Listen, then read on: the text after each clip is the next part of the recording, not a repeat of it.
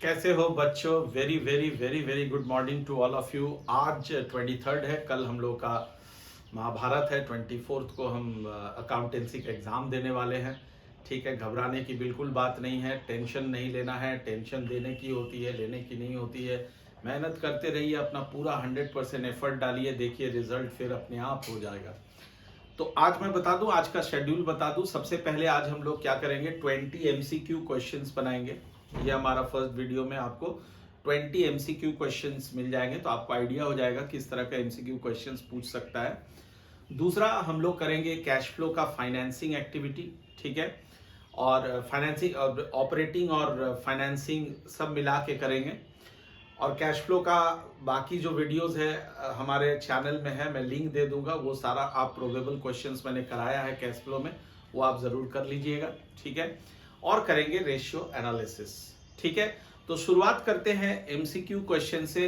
20 probable MCQ questions बहुत important है। आओ इसको करते हैं solve.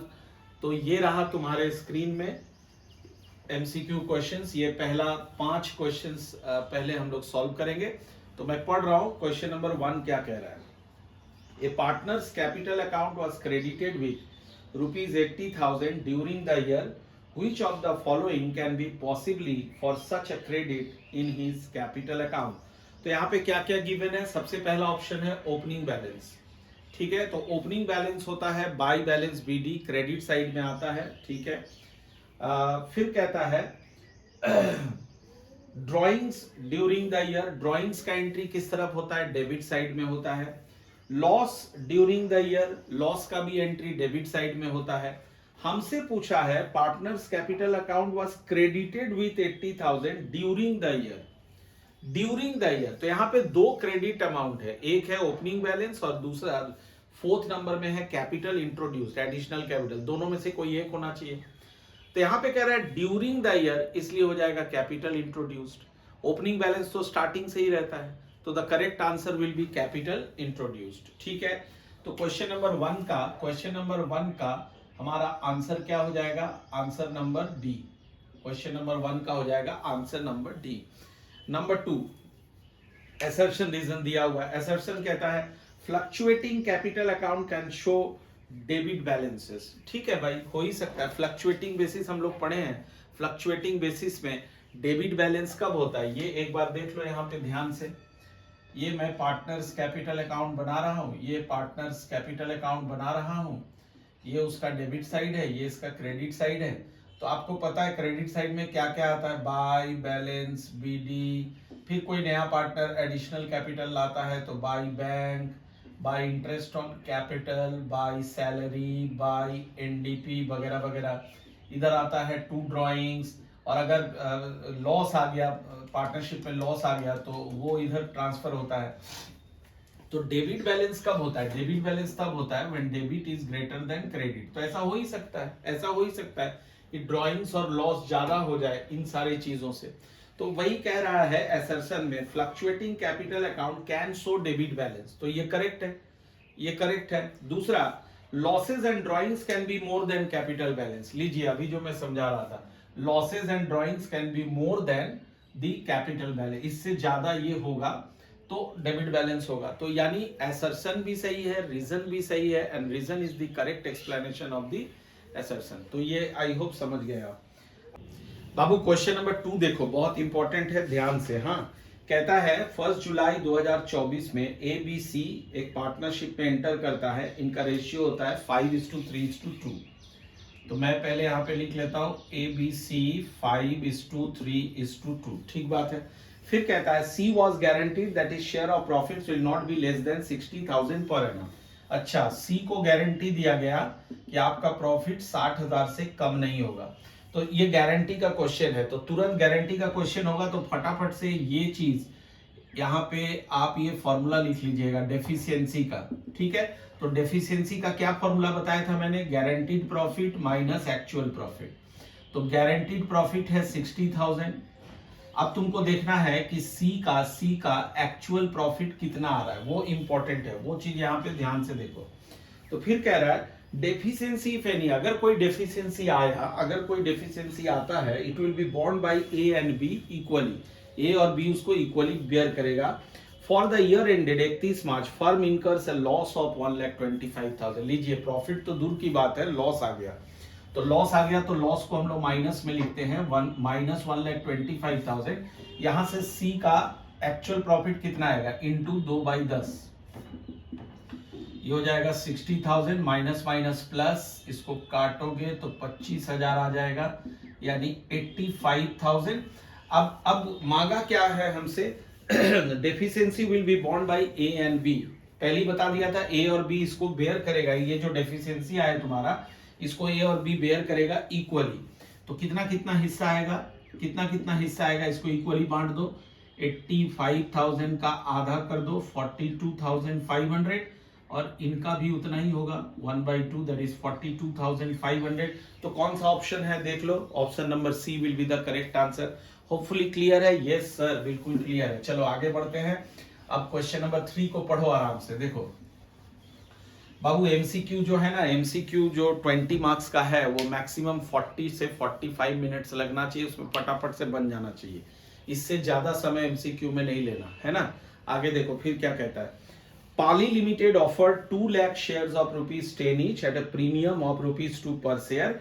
Applications were received for 1,95,000 shares which were duly allotted. The amount was payable as ₹3 on application including 1 premium. यहाँ पे लिख लेता हूं, एप्लीकेशन 3 है जिसमें प्रीमियम 1 है, अलॉटमेंट कितना गिवन है, अलॉटमेंट है 6 जिसमें प्रीमियम 1 है, 5 + 1 ठीक है। इसके बाद कहता है बैलेंस ऑन कॉल, तो बैलेंस कितना बच गया, बैलेंस कितना बच गया 10 each at a premium of 2, मतलब टोटल था 12 रुपया, टोटल था 12, 10 + 2 मतलब प्रीमियम जोड़ के 12 था, तो यहां तक कितना हुआ 6 3 9, तो कॉल मनी हो जाएगा 3। चलो ये मैंने सजा लिया पहले, फिर आगे पढ़ता हूं। Manoj holding 6,000 shares failed to pay the allotment money and his shares were immediately forfeited. Out of the forfeited shares, 4,000 shares were reissued at the rate of 11 per share as fully paid up the amount of capital reserve. जो मेरे बच्चे हैं उनको पता है कि sir ने बता दिया है कैपिटल रिजर्व का फॉर्मूला क्या होता है। कैपिटल रिजर्व का फॉर्मूला होता है share for future credit minus share for future debit. तो शेयर फॉर फ्यूचर क्रेडिट में हम कौन सा अमाउंट लिखते हैं, जितना रुपया ये डिफॉल्टर ऑलरेडी कंपनी को दे चुका है।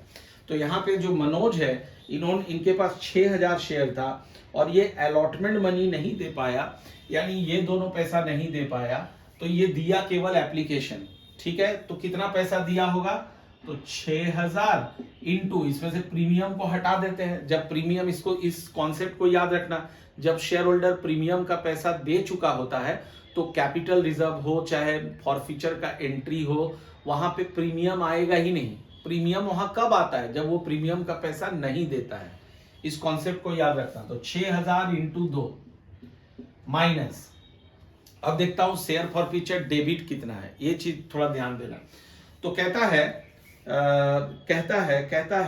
4,000 shares were reissued at the rate of 11 पर share as fully paid up the amount of capital. अच्छा, तो ये पार्शियल रीइश्यू का केस है। 6,000 शेयर फॉरफिट हुआ था लेकिन रीइश्यू हो रहा है 4,000। तो ऐसे केस में तुम्हें याद है कि हम लोग क्या करते हैं, ये जो 6,000 था, ठीक है, ये जो अमाउंट है शेयर फॉर फ्यूचर क्रेडिट वो 6,000 इंटू 2 है, पर ये कितने शेयर के लिए, ये 6,000 शेयर के लिए है। मुझे निकालना है कितने शेयर का, 4,000 का, तो इंटू कर देंगे 4,000 से, है ना। तो इसका मतलब है कि जो शेयर होल्डर है वो ऑलरेडी 12,000 रुपया दिया था, वो कितने शेयर के लिए था, 6,000 के लिए था, और हम इसको कन्वर्ट करेंगे 4,000 शेयर में, क्योंकि रीइश्यू हो रहा है 4,000, और यहां से शेयर फॉर फ्यूचर डेबिट को हम माइनस कर देंगे। जो 4,000 शेयर रीइश्यू हो रहा है, तो तुमको पता है जब रीइश्यू होता है तो मैक्सिमम केस में लॉस होता है, तो जब उस लॉस को हम लोग शेयर फॉर फ्यूचर में डेबिट करते हैं। पर इस क्वेश्चन में लिखा है कि 10 रुपए से ज्यादा में रीइश्यू हो रहा है, तो लॉस तो हुआ नहीं, तो इसलिए ये 0 हो गया। अब इसको टोटल करते हैं, ये कट गया 6,000 कट गया, तो 4,000 इंटू 2 8,000 तुम्हारा आंसर आ गया। तो इसका जो है ऑप्शन कितना है, option C will be the correct answer. Got it, चलो ठीक है। अब आता हूं उसी के साथ और में एक क्वेश्चन दिया है, देखो। Prafull limited forfeited 15,000 shares of 20 each on which rupees 8 including rupees 2 premium was paid. Out of these 13,000 shares were reissued at the rate of rupees 19 per share as fully paid up. Determine the amount of share forfeited balance. बाबू यहाँ पे ये trick सिखा देता हूँ कि share forfeiture का जब balance मांगेगा, शेयर फॉरफीचर का जब बैलेंस मांगेगा तो बहुत सिंपल है। देखो इस फॉर्मूला को याद रखोगे तुरंत निकल जाएगा। इसमें क्या करना है, number of shares forfeited minus number of shares reissued into amount already paid. तो अभी देखो यार, नंबर ऑफ शेयर्स फॉरफिटेड कितना है, नंबर ऑफ शेयर्स फॉरफिटेड है 15,000, 15,000 माइनस कर दो number of shares reissued, number of shares reissued है 13,000, ये आ गया, ठीक है। इनटू करना है अमाउंट ऑलरेडी पेड। ये जो शेयर होल्डर था, ये कंपनी को, जिसका शेयर हम फॉरफिट कर रहे हैं, ये कंपनी को ऑलरेडी कितना पे कर चुका है, तो ये पे कर चुका है on which rupees 8 including 2 premium was paid. कहता 8 रुपया वो पे कर चुका है, 2 रुपया उसमें प्रीमियम भी है, तो प्रीमियम को हटा दो और यहां पे कर दो 6, तो ये 2000 into 6 12,000 will be your answer. देखो इतना ऑप्शन है कि नहीं, 12,000 यस, तो option C will be the answer. Hopefully ये फॉर्मूला याद रहेगा, very very important for your MCQ question, I must tell you, ठीक है। चलो आगे बढ़ता हूं, नेक्स्ट क्वेश्चन में आ जाओ। नेक्स्ट क्वेश्चन है, कहता है पिस्ता limited took over running business of vista limited comprising of assets of 45 lakhs and liabilities of 7,50,000। तो मैं तुरंत यहाँ पे पहले नेट एसेट निकाल लूंगा। नेट एसेट का फॉर्मूला होता है एसेट माइनस लायबिलिटीज। तो एसेट्स कितने का खरीदा, ये 45 lakhs, और लायबिलिटीज कितने का लिया, 7,50,000, माइनस कर दो 37,50,000, ये नेट एसेट हो गया। आगे बढ़ता हूं and in consideration issued them 30,000 9% debentures of 100 each at 5% discount at a check of 10 lakh।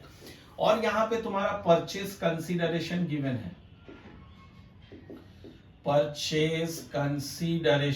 है, तो कहता है उसको आपने चेक दिया है 10 लाख रुपए का, प्लस आपने डिवेंचर इशू किया है। डिवेंचर जो इशू किए हो कितने का किए हो, एक बार देख लो, 30,000 debentures of 100 each at 5% discount.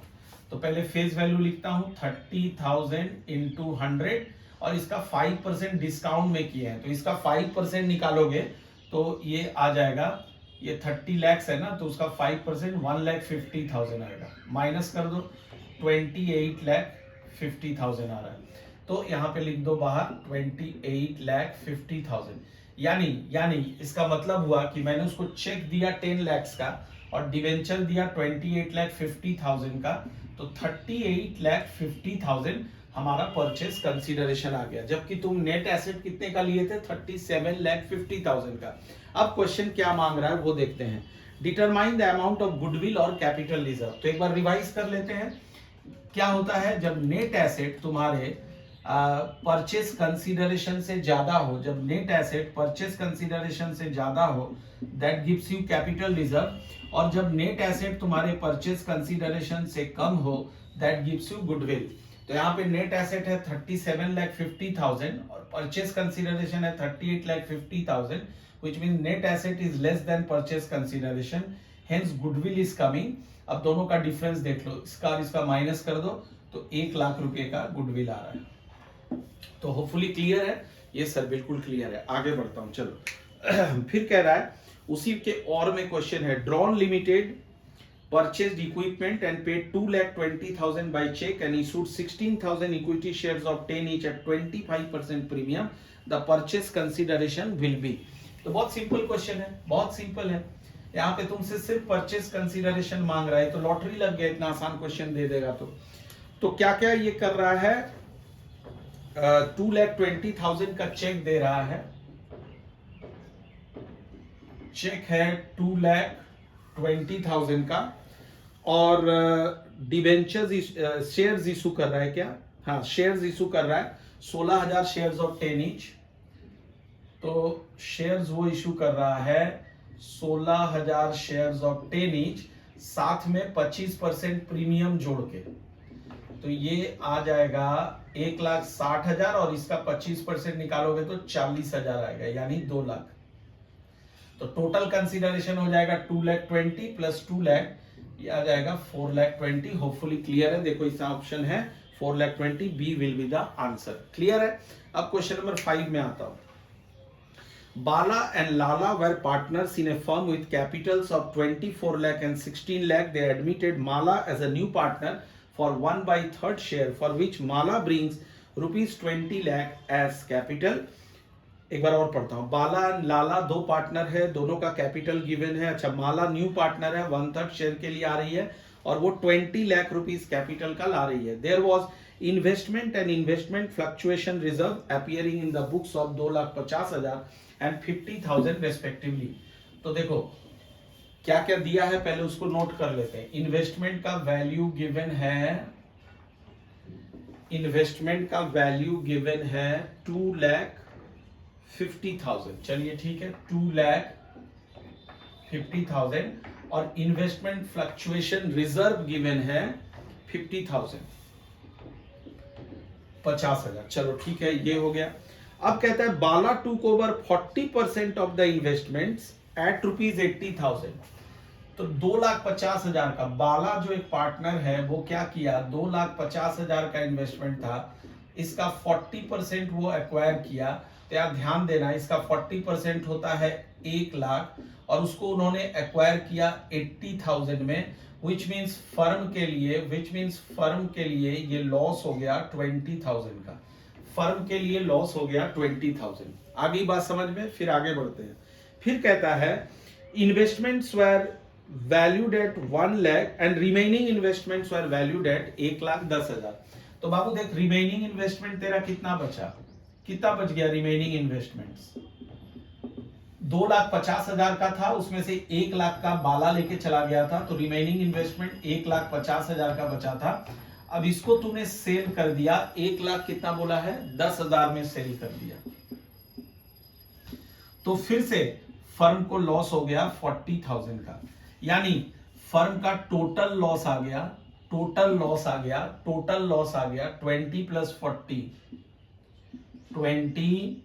Plus 40 equal to 60,000। अब तुम्हें पता है जो IFR होता है 50,000, ये मैंने बताया आपको क्लास में, एडमिशन ऑफ ए पार्टनर में, चेंज इन रेशियो में, ठीक है, कि 50,000 का IFR ऑलरेडी है, तो और हमारा लॉस आ रहा है 60,000। तो IFR जो होता है उसको हम क्रिएट ही करते हैं इन्वेस्टमेंट के लॉस को राइट ऑफ करने के लिए, पर यहां हमने 50,000 का क्रिएट किया था और लॉस आ रहा है 60,000।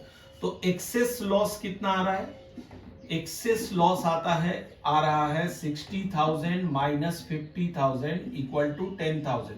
तो इस एक्सेस लॉस को क्या करते हैं हम लोग, इसको रीवैल्यूएशन अकाउंट में ट्रांसफर करते हैं, और शायद यही मांगा होगा क्वेश्चन में, by what amount revaluation account will be affected by the above information. तो आपको ये बता देना है, revaluation account will be affected by 10,000। Option दिया है 10,000, यस, तो ये हो जाएगा डेबिटेड बाय ₹10,000। क्लियर है? यस सर, बिल्कुल क्लियर है, तो बहुत आसान है। यस मेरे बच्चों, मेरे शेर शेरनिया, बहुत बढ़िया, गुड। 80 आउट ऑफ 80 हमारा जो मिशन है उसको पूरा करो। चलो अपना बेस्ट दो, मैं ये नहीं बोलता हूं कि 80 आउट ऑफ 80 ला, अपना बेस्ट दो बस। नेक्स्ट कहता है number 6, Jay and Viru were partners in a partnership firm sharing profits in the ratio 5:3. Their capitals were 10 lakhs and 8 lakhs respectively. The firm was also having reserves of ₹7 lakh. Normal rate of return was 10%. Firm made profit of 2,30,000 for the year ended itna after adjustment of loss of machinery for book value of itna by fire against which insurance claim of itna was admitted. Value of goodwill as per capitalization of super profit will be, capitalization of super profit. तो capitalization of super profit से तुम लोग goodwill कैसे निकालते हो, तो goodwill का formula होता है कैपिटलाइजेशन ऑफ सुपर प्रॉफिट से, this is super profit divided by normal rate of return. तो सवाल है सर सुपर प्रॉफिट कैसे निकालते हैं हम लोग? तो सुपर प्रॉफिट का फॉर्मूला होता है average profit minus normal profit. तो पहले हम यहाँ पे एवरेज प्रॉफिट निकालने की कोशिश करते हैं। तो एवरेज प्रॉफिट तुम्हारे क्वेश्चन में गिवन है, firm made a profit of 2,30,000 given है, लेकिन उसमें कुछ एडजस्टमेंट्स दिया हुआ है। एडजस्टमेंट्स याद करो, एबनॉर्मल लॉस को ऐड करते हैं और एबनॉर्मल गेन को माइनस करते हैं। तो यहाँ पे एक एबनॉर्मल लॉस दिया हुआ है, लॉस ऑफ मशीनरी 2 लाख, तो उसको ऐड करेंगे। और एक एबनॉर्मल गेन क्या दिया हुआ है, ये दिया हुआ है, देखो इंश्योरेंस क्लेम ऑफ 1,50,000, तो ये एबनॉर्मल गेन हो गया, इसको माइनस कर दो, तो ये एवरेज प्रॉफिट आ गया। अब निकालना है तुम्हें नॉर्मल प्रॉफिट। नॉर्मल प्रॉफिट का फॉर्मूला होता है capital employed into normal rate of return.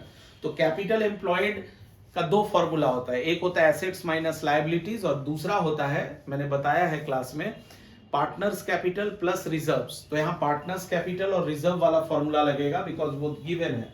तो पार्टनर का कैपिटल है, सब कोई देखो क्वेश्चन में 10 लाख प्लस 8 लाख 18 लाख और रिजर्व्स है 7 लाख यानी 25 लाख और उसका 10% ये गिवन है नॉर्मल रेट ऑफ रिटर्न 10%। तो अभी देखता हूं ये कितना आ रहा है। तो ये आ गया मेरा 2,30,000, 250, उसमें से 150 चला गया, तो 250 में से 150 चला गया तो 1 लाख रह गया, ये 1 लाख माइनस ये आ गया मेरा 25 लाख, उसका 10%, तो गड़बड़ आ रहा है। 25 लाख ही था क्या? 10, 18, 7, हाँ जी 25 लाख ही है। तब तो ये गड़बड़ आ गया, ये गड़बड़ आ गया, ये गड़बड़ आ गया, काट दो, डिलीट करो। बच्चों क्वेश्चन नंबर 6 को देखते हैं। जय एंड वीरू ये दो पार्टनर है, दोनों का रेशियो 5:3 है, इनका कैपिटल है 10 लाख एंड 8 लाख। चलो इसको लिखता हूं, जय का है 10 लाख और वीरू का है 8 लाख। ठीक है, ये दोनों हमारा कैपिटल गिवन है। और क्या गिवन है? और क्या गिवन है? रिजर्व्स दिया हुआ है 7 लाख, रिजर्व्स दिया हुआ है 7 लाख, जो जो गिवन है मैं लिख रहा हूं। इसके बाद कहता है कि नॉर्मल रेट ऑफ रिटर्न है 10%। तो मुझे समझ में आ रहा है कि ये गुडविल से रिलेटेड क्वेश्चन है। ठीक है, नॉर्मल रेट ऑफ रिटर्न है 10%। फिर कहता है firm made a profit of 2,30,000 for the year ended this, यानी फर्म का एक्चुअल प्रॉफिट दिया हुआ है, कितना है 2,30,000। इस साल का प्रॉफिट है 2,30,000। इसके बाद गिवन है after adjustment of loss of machinery और बुक वैल्यू ऑफ 2 लाख, यानी एबनॉर्मल लॉस गिवन है 2 लाख। और क्या गिवन है by 5 which insurance claim of 1,50,000 was admitted. ये हो गया मेरा एबनॉर्मल गेन, 1,50,000 का इंश्योरेंस क्लेम एडमिट हो रहा है, मेरे पास पैसा आने वाला है, एबनॉर्मल गेन हो गया। Value of goodwill as per capitalization of super profit. तो पहले देखते हैं capitalization of super profit method से कैसे निकलता है। Super profit divided by normal rate of return, ये फॉर्मूला होता है। तो पहले हम लोग सुपर प्रॉफिट निकालेंगे। सुपर प्रॉफिट होता है एवरेज प्रॉफिट या actual profit minus normal profit. अब तुम पहले यहाँ पे एक्चुअल प्रॉफिट या एडजस्टेड एवरेज प्रॉफिट निकालोगे, तो उसका फॉर्मूला यार पुरानी बात हो गई है, given profit plus abnormal loss minus abnormal gain. तो गिवन प्रॉफिट है 2,30,000, इसके साथ ऐड करो एबनॉर्मल लॉस 2 लाख, माइनस कर दो एबनॉर्मल गेन 1,50,000, ये हमने कर लिया। और यहां से माइनस करूंगा नॉर्मल प्रॉफिट। नॉर्मल प्रॉफिट का क्या फॉर्मूला था याद करो, कैपिटल एम्प्लॉयड का दो फॉर्मूला होता है, एक एसेट माइनस लायबिलिटीज और एक होता है कैपिटल प्लस रिजर्व्स। तो यहाँ पे कैपिटल प्लस रिजर्व वाला लगेगा, 10 + 18 + 7 यानी 18, 7, 25 लाख। फटाफट कर लेना है, नॉर्मल रेट ऑफ रिटर्न है 10%। तो इसको मैं जोड़ता हूं 480 में से 480, 430, 330, 3,30,000 और ये आ रहा है मेरा 25,000 नहीं 2,50,000। ठीक है, मैंने सही जोड़ा ना, ये 4,30,000 क्या हो रहा है यार, 4,30,000 माइनस 1,50,000। 0 0 0 0 13 में से 5 गया 8, ये 3 2 280, 280 आ रहा है, sorry 280 minus 250 that is equal to 30,000। ये सुपर प्रॉफिट आ गया 30,000। अब तो यहाँ पे गुडविल निकालेगा, तो गुडविल इज इक्वल टू, देखो फॉर्मूला लिखा हूं, सुपर प्रॉफिट 30,000, इसको डिवाइड कर दो normal rate of return that is 10% से, 10/100, 0 0 कट गया, 10 ऊपर चला जाएगा, तो ये आंसर आ गया 3 lakhs। अब देखो ये ऑप्शन है कि नहीं है, तो बिल्कुल है sir, option B will be the answer. तो होपफुली ये समझ में आ गया। अब मैं क्वेश्चन नंबर 7 में आता हूं। On 1st August 2024, Tom, Jerry and Taiki entered into partnership with capitals of rupees 5 lakh each. Interest on drawings was to be charged at the rate of 6% per annum for the year ended 31 March 2025. Taiki withdrew rupees 80,000. What amount of interest on drawings will be charged from Taiki? अरे ये तो बच्चा वाला सम दे दिया but बहुत simple है। देखो टाइकी partnership firm में कब आया? 1 अगस्त 2024 में आया। 1 अगस्त 2024 में आ रहा है, ठीक है।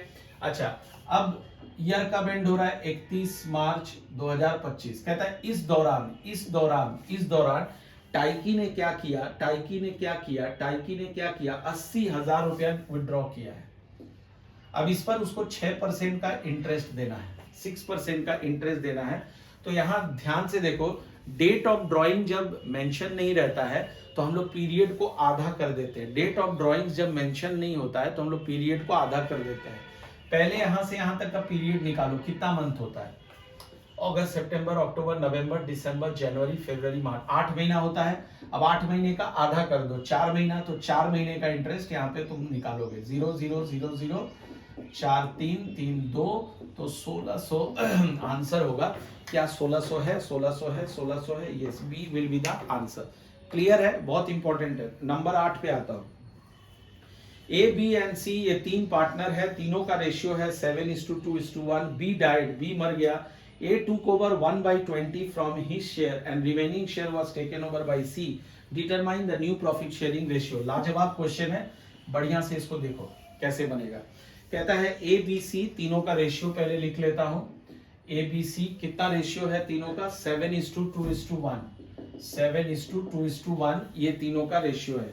B मर गया, तो B का रेशियो है, B मर गया तो B का रेशियो था 7 2 9 1 10, 2/10। इसको और शॉर्ट में कर लेता हूं, 1/5 था।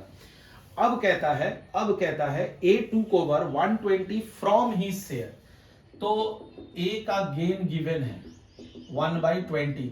जब बाबू फ्रॉम लिखा रहेगा ना, फ्रॉम मतलब वो डायरेक्ट गेन दिया हुआ है, डायरेक्ट। और अगर ऑफ लिखा रहे तो मल्टीप्लाई करके निकालना होता है। तो A का गेन हो गया 120, और फिर कहता है and the remaining share was taken over by C. तो रिमेनिंग कितना बचा? तो बी का टोटल था 1/5, उसमें से 1/20 ए के पास चला गया, तो रिमेनिंग बचा 20। एलसीएम ले लो, 4 - 1 3/20 बच गया। ये किसका शेयर हो गया? ये हो गया सी का। अब मुझे न्यू रेशियो निकालना है, तो न्यू का क्या फॉर्मूला हो जाएगा? Old plus gain. तो यहाँ पे न्यू में पहले ए का निकालूंगा। ए का ओल्ड था 7/10 और उसने गेन किया 1/20। ये 20 एलसीएम ले लो, तो 14 + 1 = 15/20। उसके बाद ले लो, उसके बाद सी का निकाल लो। सी का हो जाएगा 1/10 प्लस इनको मिला 3/20, तो ये आ गया 20। 10 2 + 3 = 5/20। तो रेशियो आ गया 15:5। काट दो, 3:1 विल बी द आंसर। ये ऑप्शन है या नहीं है? जी हाँ, बिल्कुल है। तो D will be the answer. चलो आगे बढ़ता हूं उसके और वाले क्वेश्चन में। X Y Z were partners sharing profits and losses in the ratio 5:3:2। Y retire कर गया and he gifted half of his share to X and remaining half was taken over equally by x and y. Determine the new profit sharing ratio. Again a very important question. आओ बनाता हूं, चलो देखो। सबसे पहले कहता है X Y Z का रेशियो आप यहां पे लिख लो। X Y Z is 5:3:2। यहां पे आप पहले इसको डाल दो। फिर कहता है वाई रिटायर कर गया, तो वाई का जो शेयर था वो कितना था? 3/10 था। वाई रिटायर कर गया। उसके बाद फिर कहता है he gifted half of his share to X. तो ये क्या किया कि अपना आधा x को दे दिया, तो वो x का गेन हो गया। इसका आधा कितना आएगा, 3/10 का आधा, दैट इज 3/20, ये x का गेन हो गया। फिर कहता है आगे रिमेनिंग हाफ वाज टेकन, तो पहले हम रिमेनिंग निकाल लेते हैं कि रिमेनिंग कितना होगा। तो बाबू देखो इसका आधा इतना है तो बाकी आधा इतना ही होगा, तो रिमेनिंग 3/20 है। अब ये जो रिमेनिंग 3/20 है ये कौन कौन ले गया, ये ले गया, ये ले गया, x एंड y इक्वली ले गया, तो x और y उसको इक्वली ले गया। तो इक्वली मतलब आधा आधा, तो 3/20 का आधा कर दो 3/40, 3/20 का आधा कर दो 3/40, ये रिमेनिंग ये दोनों लेके चला गया। अब मुझसे कह रहा है, हमसे कह रहा है, क्या कह रहा है, न्यू प्रॉफिट शेयरिंग रेशियो निकालो। तो new ratio will be old plus gain. तो पहले तुम निकालोगे x का न्यू शेयर, x का ओल्ड है 5/10 और x का गेन है 3/20, 20 एलसीएम ले लो, 10 + 3 13/20। इसके बाद y का ले लो, y सॉरी z का ले लेते है ना, y तो रिटायर कर गया, तो z का ओल्ड कितना था, एक मिनट, x का ओल्ड है 5/10 और x यहाँ पे पहली बार गेन किया है 3/20, दूसरी बार गेन किया है 3/40। बाबू इसको भूलो मत, तो 40 एलसीएम हो गया, 10 4 4 5 जा 20 प्लस 6 प्लस 3, तो इट्स 29/40। और z का न्यू शेयर हो गया, z का ओल्ड है 2/10 प्लस इसने गेन किया, ये एक ही बार गेन किया है 3/40, 40 एलसीएम ले लो, 10 4 2 जा 8 प्लस 3 11/40। तो हमारा न्यू प्रॉफिट शेयरिंग रेशियो आ जाएगा 29:11। देख लो ये ऑप्शन है या नहीं है, बिल्कुल है, option A will be your answer. Hopefully clear है। अब मैं आता हूं क्वेश्चन नंबर 9 में। X, a partner was assigned to look after the dissolution process and was allowed remuneration of rupees 15,000. Actual realization expenses amounted to rupees 20,000. अच्छी बात है। Being paid by another partner Y. अच्छा, वो Y ने पे किया। By what amount realization account will be debited for the above mentioned information? तो बाबू यहाँ पे ऐसा है कि X और Y दो पार्टनर है। X को फर्म ने रेमुनरेशन दिया डिसोल्यूशन के काम को संभालने के लिए, तो इसका मतलब फर्म का वो लॉस हो गया। कितने का लॉस हुआ, फर्म का लॉस हो गया, वो कितने का हुआ, 15,000 रुपए का, 15,000 रुपए का लॉस हो गया। साथ ही साथ एक्चुअल रियलाइजेशन एक्सपेंसेस जो है वो है 20,000 का, और इसका पेमेंट किसने किया, वाई ने किया, इसका पेमेंट वाई ने किया। तो इसका मतलब है कि फर्म का ही खर्च था लेकिन वाई ने किया, तो खर्च तो फर्म का ही था ना, तो ये खर्च हो गया आपका टोटल 20,000। तो 15 + 20 25,000 will be the answer of this question. चलो नेक्स्ट क्वेश्चन में आता हूं। क्वेश्चन नंबर 10 जो है वो देखो क्या है। Building was appearing in the books at ₹20 lakh which was overvalued by 25%. What amount will be shown in the balance sheet of a reconstituted firm for the building? तो मैंने क्या बोला था, जब ओवरवैल्यूड दिया रहेगा तो उसको घटाना है। तो ओवर वैल्यूड कितने से है, 25% से। तो कैसे निकालोगे, ध्यान से देखो, 25 lakhs का बिल्डिंग है और वो 25% से ओवर वैल्यूड है। तो जब ओवर वैल्यूड रहता है तो 100 के साथ उस परसेंटेज को जोड़ते हैं, रेट को जोड़ते हैं और इनटू करते हैं 100 से, ये मेरा ओरिजिनल वैल्यू आ जाता है। तो ये आ जाएगा मेरा 25 लाख डिवाइडेड बाई 125 इंटू 100। तो इसको 25 से काटेंगे तो 5, 25 ये 4, फिर ये 5, 1 2 3 4 5, तो 20 लाख आ गया। तो 20 lakhs will be the answer, कि 20 lakhs में आपको बिल्डिंग को शो करना है।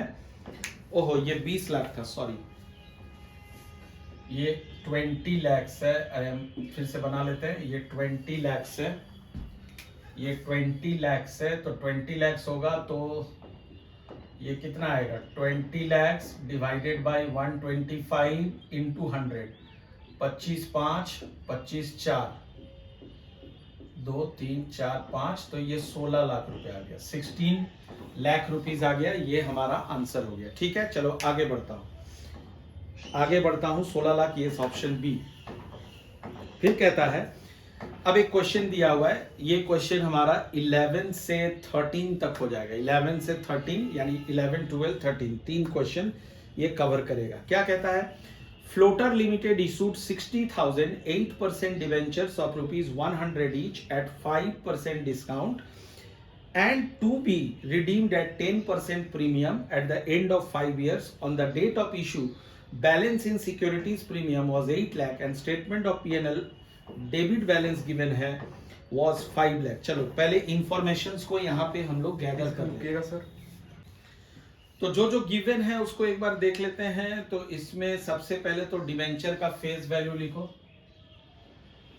फेस वैल्यू हो जाएगा मेरा 60,000 इंटू 100 यानी तुम्हारा आ रहा है 60 लाख। चलो ये आ गया। दूसरा चीज कहता है 5% डिस्काउंट में इशू हो रहा है, तो डिस्काउंट हो गया मेरा 5%, 60 लाख का 5% ये निकालोगे बाबू तो 3 लाख आएगा। ठीक है ना, ये 5% निकाल लो। फिर कहता है कि रिडीम होगा 10% प्रीमियम में। तो कल ही पढ़ा रहे थे, तो प्रीमियम में जब रिडीम होता है तो उसको हम लॉस कहते हैं। तो कितने परसेंट प्रीमियम में रिडीम हो रहा है, कितने परसेंट, 10%। तो 60 लाख का 10%, दैट गिव्स यू 6 लाख। तो फिर से बता देता हूं, कोई भी परसेंटेज रहता है वो हमेशा फेस वैल्यू पे आता है। तो मैंने तुमको क्या सिखाया था कि डिस्काउंट भी एक तरह का क्या होता है, loss.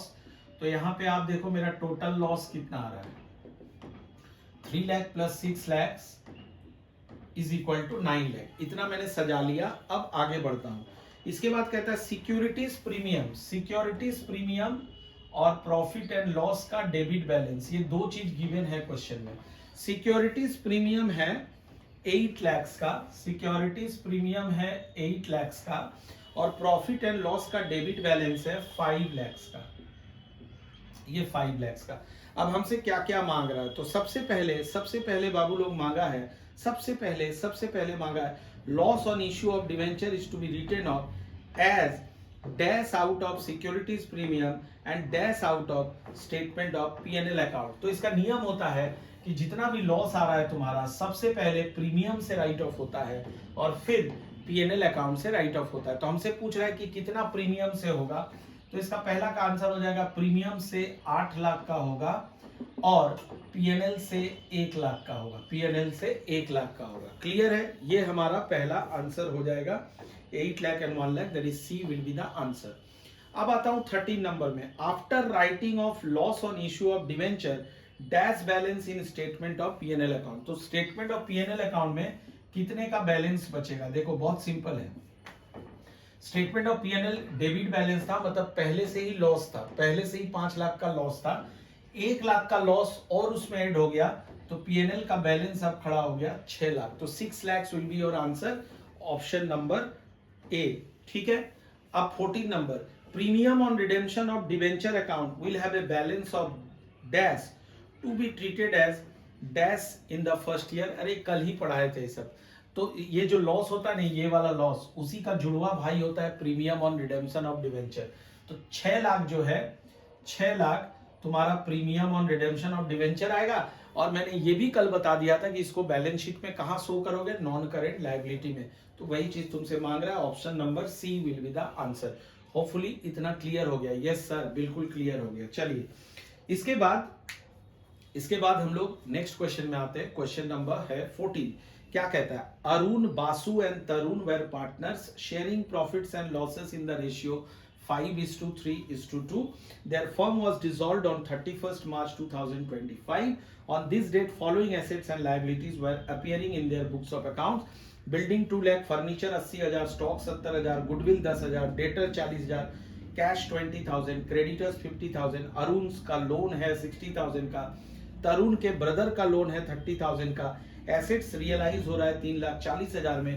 Determine the amount of realization gain और रियलाइजेशन लॉस। फटाफट से बना लेते हैं। रियलाइजेशन गेन और रियलाइजेशन लॉस क्या होगा, ये हमसे मांग रहा है। तो फटाफट याद करो कैसे बनाते थे रियलाइजेशन अकाउंट। रियलाइजेशन अकाउंट हम ऐसे बनाते थे, इसमें सबसे पहले इधर क्या करते थे, जितना भी एसेट्स था इनको क्लोज करते थे, और जितना भी एसेट बिका था उसको इधर लिखते थे। जितना भी लायबिलिटीज क्लोज करना था वो सब इधर आएगा, और जितना भी लायबिलिटीज को आप पेमेंट करोगे वो इधर आएगा। यही चार चीज का खेल है। तो हम सबसे पहले देखेंगे जो जो हम एसेट हमारे पास था उसको क्लोज इस तरफ करेंगे।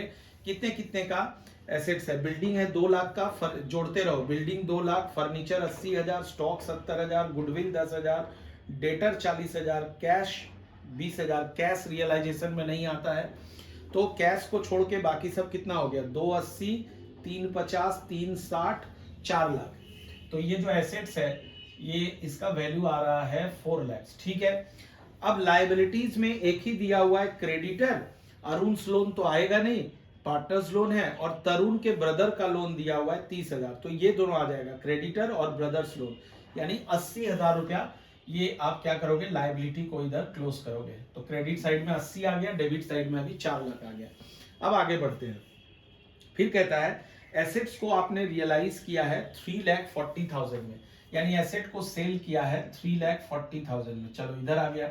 इसके बाद मैंने तुमको सिखाया लायबिलिटी के बारे में, इसमें कुछ नहीं कहा गया है, तो मैंने तुमको सिखाया था कि जो जो लायबिलिटीज अगर कुछ नहीं करता है तो हम लोग एज्यूम कर लेते हैं कि उसको हमने पूरा पे कर दिया है। तो लायबिलिटी हमारे पास 80,000 का था, उसको मैंने पूरा पे कर दिया, 80,000 ये आ गया। अब इधर का टोटल करता हूँ, इधर का टोटल आ गया मेरा 4,80,000, और इधर का टोटल आ रहा है 4,20,000। तो विच मीन्स डेबिट ज्यादा आ रहा है, debit is more than credit, that gives you loss. तो कितने का डिफरेंस आ रहा है? 60,000 का। तो 60,000 will be your realisation loss. तो इसका आंसर हो जाएगा C will be the answer. Hopefully this is absolutely clear. Yes sir, बिल्कुल क्लियर है। अब मैं नेक्स्ट क्वेश्चन में आता हूं। नेक्स्ट क्वेश्चन देखो क्या कह रहा है। अब ये जो क्वेश्चन है ये पार्ट बी से है, तो पार्ट बी से है, तो ये क्वेश्चन कह रहा है a company had following balances in their books of accounts. उनके बुक्स ऑफ अकाउंट्स है। बहुत लाजवाब क्वेश्चन है ये, देखो ध्यान से देखो क्या कह रहा है इसमें। A company had the following balances in their books of account, raw material, work in progress, finish good, stock in trade, ये सब इन्वेंट्रीज में आता है। Determine the amount of change in inventories to be shown in the statement of profit and loss account. तो पहले यहां पे change in inventories का फॉर्मूला लिखते हैं। Change in inventories is equal to होता है closing stock minus opening stock. बस यहां पे ट्रिक क्या दिया हुआ है कि ये जितना भी इन्वेंट्री का अमाउंट है उसमें रॉ मटेरियल जो है उसको हम लोग पीएनएल अकाउंट में रॉ मटेरियल कंज्यूम्ड में लेते हैं, मटेरियल कंज्यूम्ड में वो आ जाता है, तो उसको यहाँ पे इन्वेंट्रीज में शो नहीं करते हैं। तो बाकी जो भी चीज है उस सबको इन्वेंट्री में शो करेंगे, और सब का क्लोजिंग वैल्यू तुम पहले निकालो। वर्क इन प्रोग्रेस का क्लोजिंग है 140 यहाँ पे लिखते हैं 140 है, प्लस फिनिश्ड गुड्स का है 1 लाख,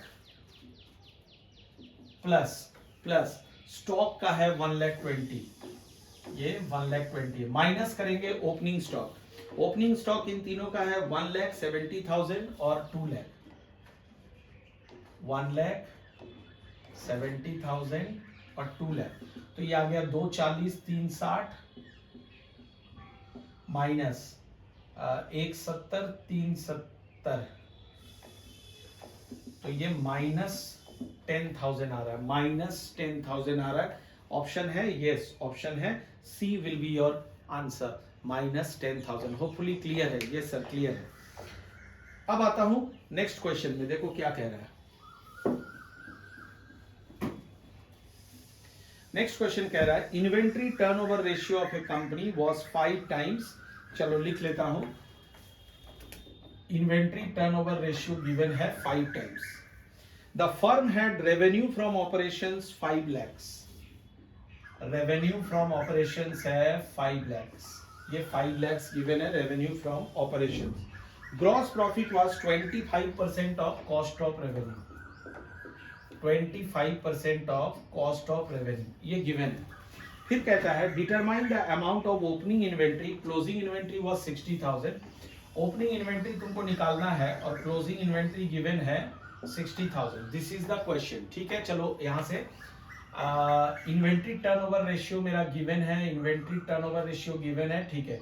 तो एक बार इसको रिवाइज करो। इन्वेंट्री टर्नओवर रेशियो का फॉर्मूला होता है cost of revenue divided by average inventory, ठीक है। तो यहाँ पे मुझे कॉस्ट ऑफ रेवेन्यू चाहिए, तो कॉस्ट ऑफ रेवेन्यू होता है total revenue minus gross profit, ये फॉर्मूला होता है। तो यहाँ पे ध्यान से देखो, रेवेन्यू फ्रॉम ऑपरेशन 5 लाख है, मतलब टोटल रेवेन्यू 5 लाख गिवन है, और कॉस्ट ऑफ रेवेन्यू मुझे चाहिए, उसको x मान लेते हैं, और ग्रॉस प्रॉफिट कहता है 25% ऑफ कॉस्ट ऑफ रेवेन्यू। तो इसका मैं एक शॉर्टकट भी है वो भी बता दूंगा, ठीक है, पहले इसको समझ लो।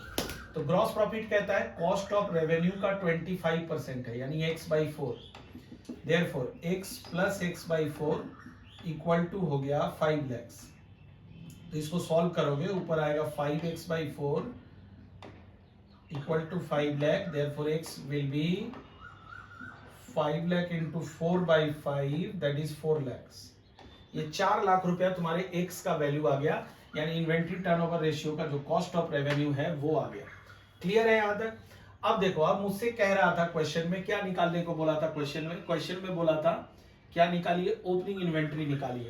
तो ओपनिंग इन्वेंट्री यहाँ पे इस चीज को देखो, एवरेज इन्वेंट्री है, तो एवरेज इन्वेंट्री का फॉर्मूला होता है opening inventory plus closing inventory divided by 2। Therefore average inventory, ठीक है, एवरेज इन्वेंट्री का फॉर्मूला होता है opening inventory plus closing inventory divided by 2। Closing inventory हमारे पास गिवन है 60,000 इट वाज गिवन। चलो, तो अब इस फॉर्मूला में पुट करते हैं तो निकल जाएगा।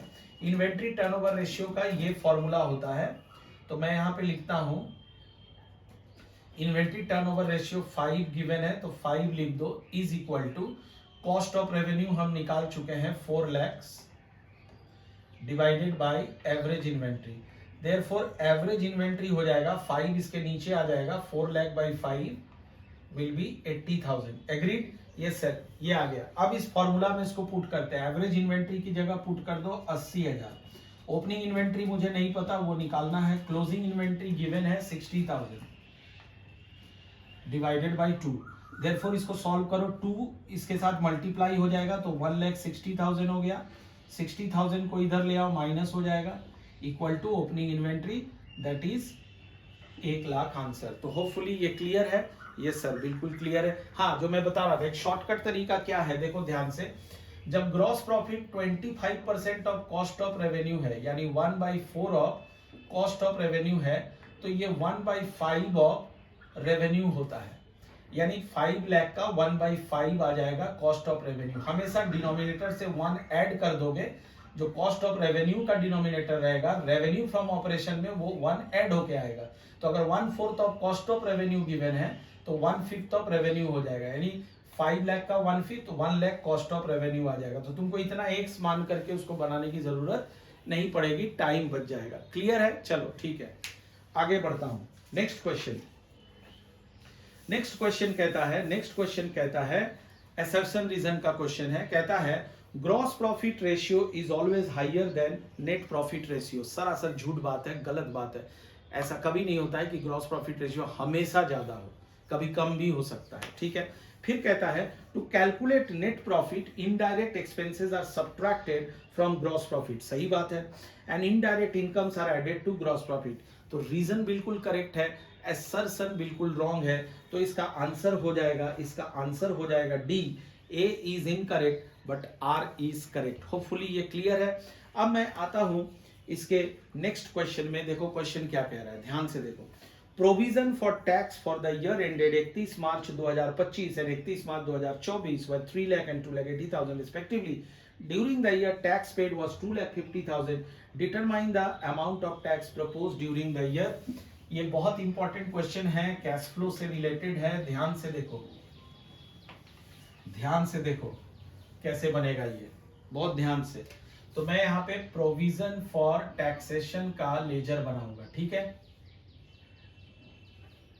ओपनिंग बैलेंस को इस तरफ लिखूंगा, by balance BD, closing balance को इस तरफ लिखूंगा टू बैलेंस सीडी। तो बाई बैलेंस बीडी यानी ओपनिंग बैलेंस यहाँ पे गिवन है, ओपनिंग बैलेंस गिवन है 31 March for the year end 31 March 25 और 31 मार्च 24। तो 24 वाला बैलेंस लेना है 2,80,000 और क्लोजिंग बैलेंस गिवन है, क्लोजिंग बैलेंस गिवन है 3 lakhs, 3 lakhs। ठीक है, अब हमारे पास टैक्स पेड दिया हुआ है 2,50,000, तो उसको इस तरफ लेता हूं to bank account. Tax paid का एंट्री हमेशा इस तरफ आता है, टैक्स पेड ये हमेशा इस तरफ आएगा, इसको टोटल कर लो 5,50,000। अब इधर जो कम आ रहा है उसको लिखते हैं by statement of PNL account, और ये क्या शो करता है, प्रोविजन फॉर टैक्स मेड, जो आपके क्वेश्चन में मांग रहा था। 550 में से इसको माइनस कर दीजिए, 270 will be the answer, 270 will be the answer. तो अगर पेड दिया रहेगा तो मेड निकलेगा, मेड दिया रहेगा तो पेड निकलेगा। फिर से समझाता हूं, पेड दिया है तो मेड निकलेगा, मेड दिया है तो पेड निकलेगा। क्लियर है, यहाँ पे मेड मांग रहा था, हमने निकाल लिया, यानी प्रोपोज्ड टैक्स प्रोविजन मांग रहा था। कितना आंसर है, 2,70,000। आंसर देख लो, D will be the answer. आखिरी क्वेश्चन मैं बता रहा हूं, ध्यान से देखो, इसमें कह रहा है which of the following is cash flow from operating activities for a finance company। तो बाबू फाइनेंस कंपनी कौन होता है, जो हमसे पब्लिक से डिपॉजिट्स लेता है और उसको शेयर मार्केट में लगाता है, म्यूचुअल फंड्स में लगाता है और वहां से पैसे कमाता है। ठीक है, और वहां से जो पैसा कमाता है वो फिर हमें वापस करता है। तो इनका सबसे पहला ऑपरेटिंग एक्टिविटी मांग रहा है, तो सबसे पहला ऑप्शन है conversion of debentures into shares. पहला दिया है डिवेंचर इनटू शेयर्स में ये कंपनी कन्वर्ट कर रही है, तो इसमें कैश का कोई लेन देन ही नहीं है, तो ये तो कैश फ्लो में आएगा ही नहीं। दूसरा लिख रहा है डिविडेंड रिसीव्ड, यस, तो मैंने क्या बोला, हमारा आपसे जो पैसा लेता है वो शेयर मार्केट में लगाता है और बदले में उसको डिविडेंड मिलते रहता है, ये इसका ऑपरेटिंग एक्टिविटी हो गया। फिर दिया हुआ था बिल्डिंग परचेज, वो तो इन्वेस्टिंग एक्टिविटी में जाएगा। डिविडेंड पेड ये उसका फाइनेंसिंग एक्टिविटी में जाएगा, तो इसका आंसर हो जाएगा डिविडेंड रिसीव। उम्मीद करता हूं कि एमसीक्यू का आइडिया आपको अच्छे से हो गया। ऐसे क्वेश्चंस आपके पास सैंपल पेपर्स में होंगे, उसको प्लीज आप गो थ्रू कीजिए और अच्छे से बनाइए, और जितना जल्दी हो सके एमसीक्यू को बनाने की कोशिश कीजिए। घबराना नहीं है, आराम से थोड़ा सा सोचिएगा, एमसीक्यू में थोड़ा सोचना होता है, और पूरे कंसेप्चुअल जो चैप्टर का कंसेप्ट क्लियर है तो आराम से आपसे बन जाएगा। ठीक है, चलो ठीक है, मैं मिलता हूं तुमसे अगले क्लास में। मैं एक और वीडियो रिलीज करूंगा, बहुत इंपॉर्टेंट है, उसमें मैं कुछ इंपॉर्टेंट क्वेश्चंस आपको कैश फ्लो का और रेशियो का बताऊंगा। चलो ठीक है, टाटा बाय बाय, खूब अच्छे से तैयारी करो।